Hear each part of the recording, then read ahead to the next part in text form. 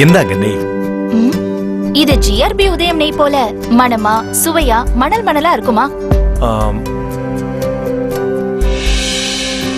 அந்த நல்ல quality GRB உதயம் நெய்ல தான் இருக்கும். எனக்கு ஜிஆர்பி உதயம் நெய் கொடுங்க.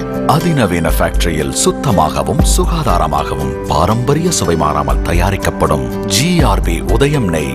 மணல் மணலாய் அம்மா செய்த நெய் போலவே. அந்த நல்ல குவாலிட்டி ஜிஆர்பி உதயம் நெய்ல தான் இருக்கு.